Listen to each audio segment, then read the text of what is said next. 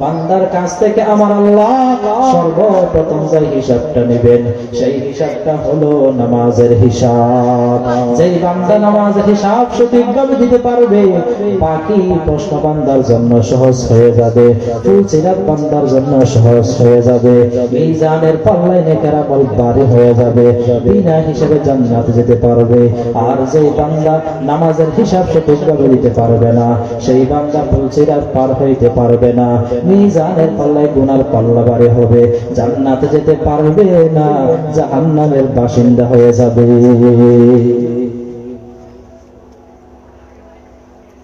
হাসরের ময়দানে সর্বপ্রথম যে হিসাবটা নেবেন সেই হিসাবটা হলো নামাজের হিসাব। দুনিয়াতে সবাই মুসাফির হিসাবে আছি,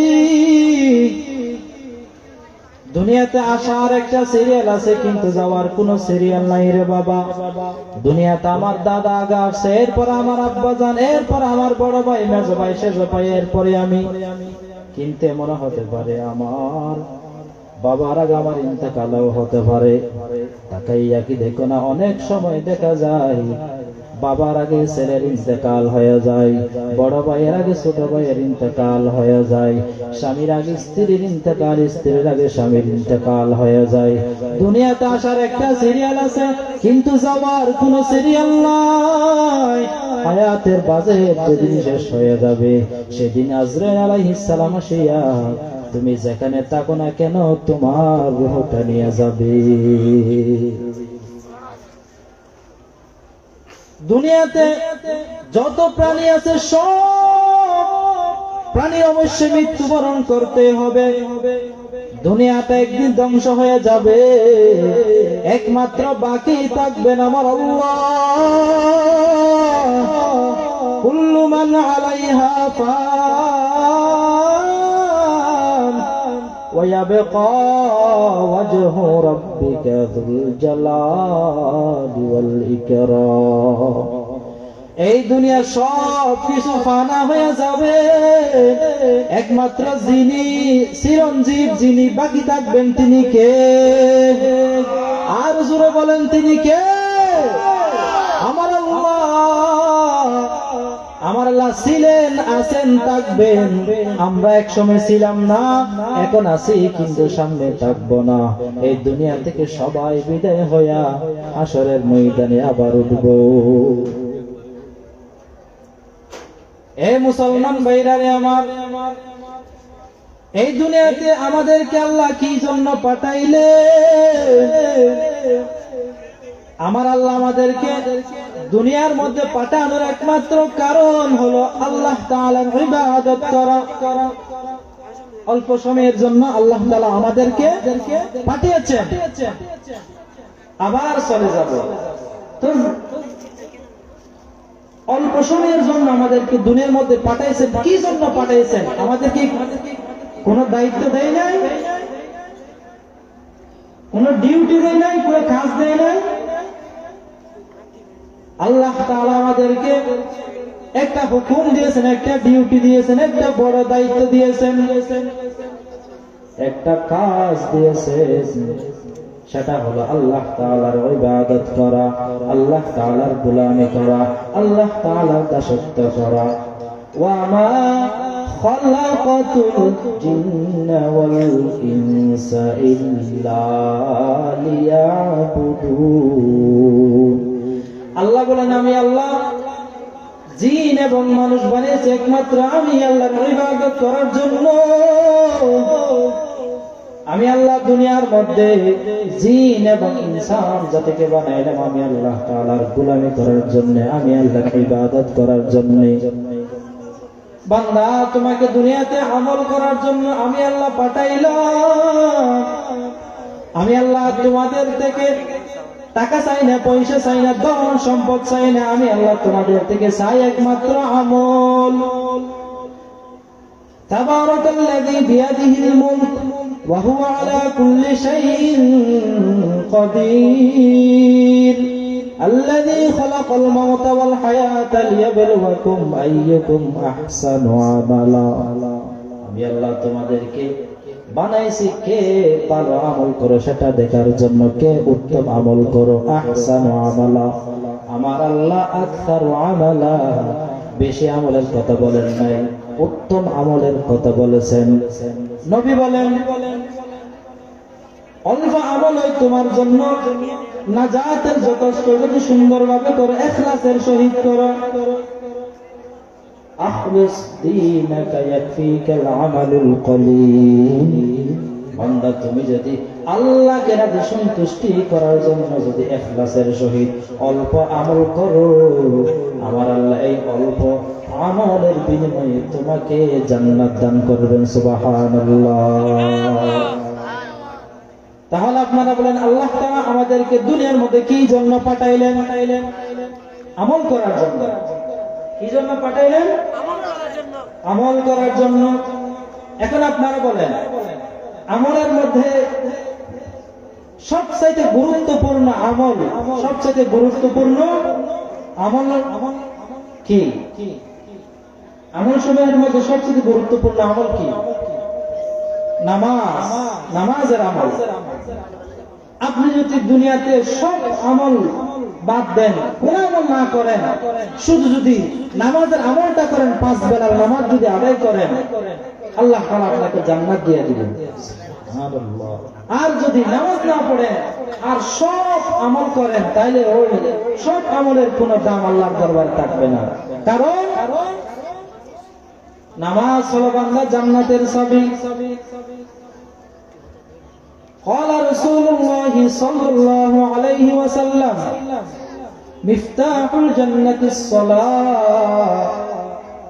নবী বলেন, উম্মত, নামাজ হলো জান্নাতের চাবি। এই নামাজ যদি না পড়ো, তুমি জান্নাতের চাবি পাইবা না, জান্নাতে যেতে পারবা না। আর এক হাদিসের মধ্যে নবী বলেন, হাসরের ময়দানে আমার আল্লাহ বান্দার কাছ থেকে সর্বপ্রথম নামাজের হিসাব নেবেন, নামাজের প্রশ্ন করবেন। বান্দা হাসরের ময়দানে আমার আল্লাহ বান্দার থেকে ধন সম্পদের হিসাব নিবে না, টাকা পয়সার হিসাব নিবে না, ছেলে সন্তানের হিসাব নিবে না। বান্দা, তুমি মন্ত্রী ছিলে নাকি এমপি ছিলে, রাজা ছিলে নাকি প্রজা ছিলা, ইমাম ছিলে নাকি মুক্তাদি ছিলা, ধনী ছিলে না গরিব ছিলে, সাদা ছিলে না কালো ছিলা, এটা আমার আল্লাহ জিজ্ঞাসা করবে না। আমার মায়ার নবী হাদিস শরীফের মধ্যে বলে দিয়েছেন, ক্বালা রাসূলুল্লাহি সাল্লাল্লাহু আলাইহি ওয়াসাল্লাম, আউয়ালু মা ইউহাসাবু বিহিল আবদু ইয়াওমাল কিয়ামাতিস সালাহ। বান্দার কাছ থেকে আমার আল্লাহ সর্বপ্রথম যে হিসাবটা নেবেন, সেই হিসাবটা হলো নামাজের হিসাব।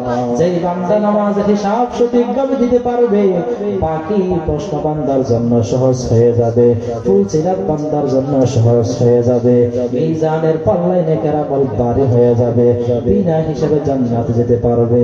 আর যেই বান্দা নামাজের হিসাব সঠিকভাবে দিতে পারবে না, সেই বান্দা ফুলসিরাত পার হইতে পারবে না, মিজানের পাল্লায় গুনার পাল্লা ভারী হবে, জান্নাতে যেতে পারবে না, জাহান্নামের বাসিন্দা হয়ে যাবে।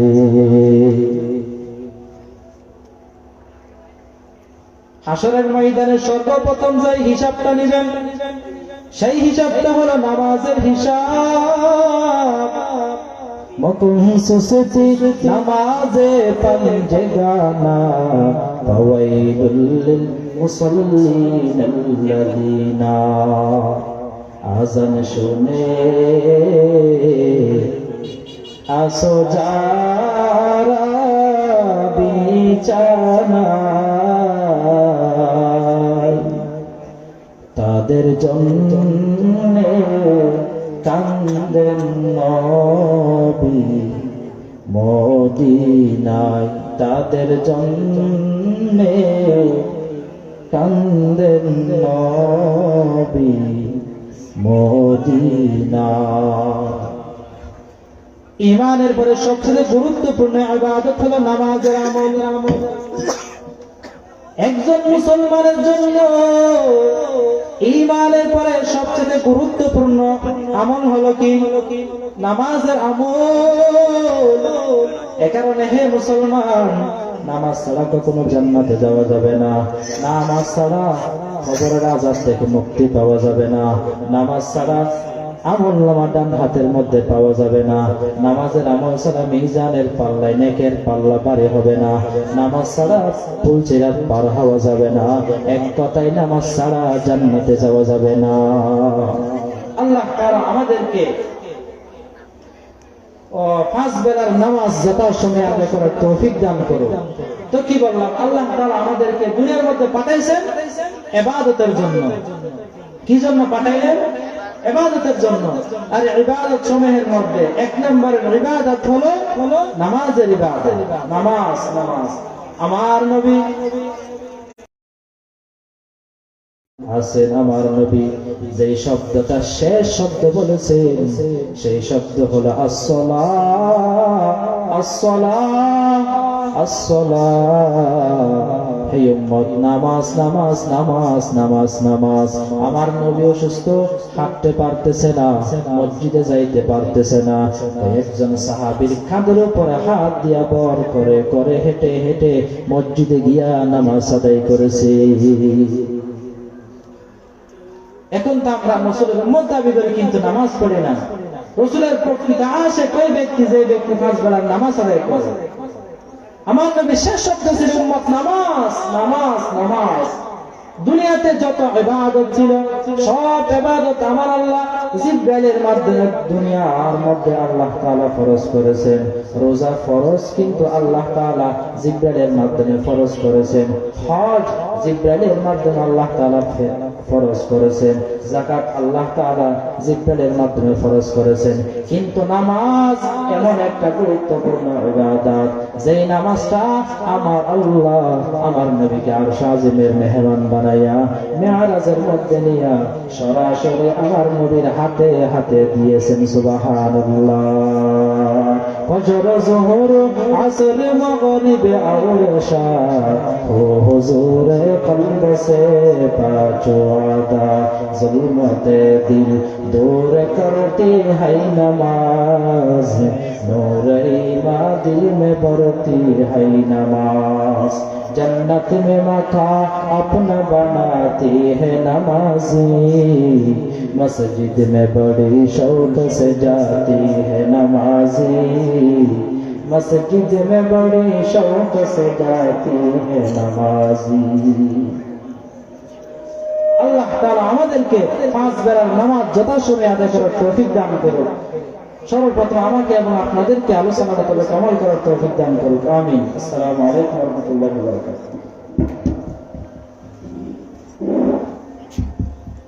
আলহামদুলিল্লাহ, আমাদের কাছে আমরা যারা বলতেছি আমাদের